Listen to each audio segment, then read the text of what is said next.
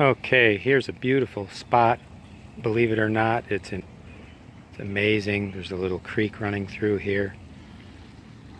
All of the cabbage, skunk cabbage, growing up. It's May, and there's a nice hillside here sloping down to the river. And looky what I see right there. I'm gonna zoom in. Do you see what I see? It's getting late in the season, but they're still here. Amazing, beautiful morel. Very dark in color, but it's a morel. It's dark in here, so I guess it's taking on that color. But it's amazing how it's just situated under this root.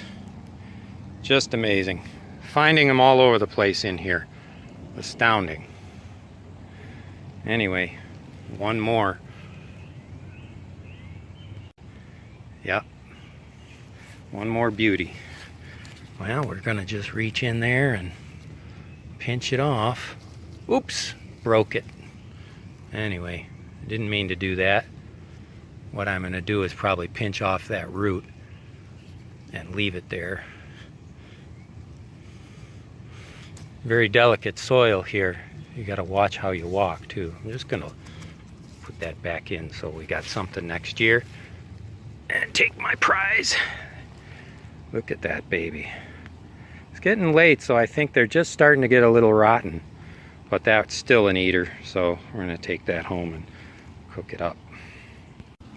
Okay, still walking on that same hillside.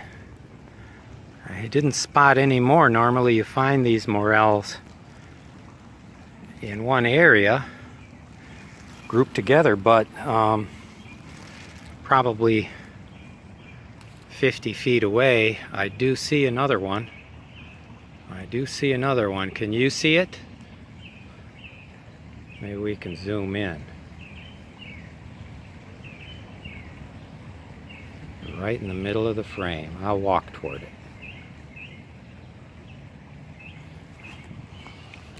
Gotta watch my step because it's a slope down to the river. But I do see a nice one there.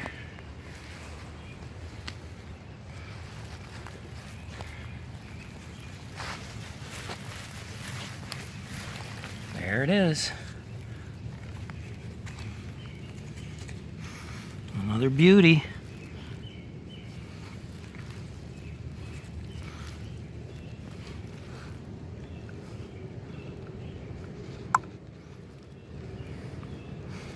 Nice one. Okay, continuing, it's along that same creek. That's the side of the river I was on where I found the morels. Just crossed over this log here to get to the other side of the creek. And I'm just walking along now on the other slope. Since there's morels on one side, there's probably going to be morels on the other side. A little out of breath after crossing, but sure enough, I see one right in front of me. Look at that. Like I say, it's late in the season, so these things are getting chewed up by the bugs. I better pick them or it's gonna be too late. So there's one, and then just over there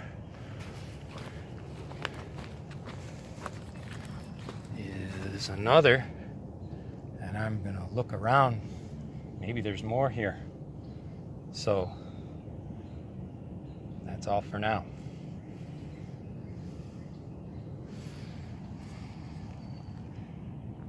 I should mention while I'm here, these are the woods. When I morel hunt, I look at the woods, I look at the trees, and I look up and I see what kind of trees are here. And what I see where I'm finding these morels by the creek here, I see aspen trees and I see elm trees. So that's the base of an elm for sure.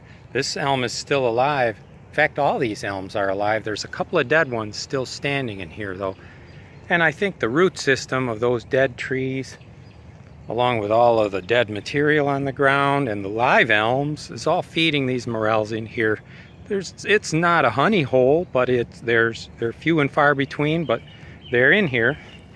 And I think this is perfect habitat. And as some of these bigger elms in here, like maybe that one over there,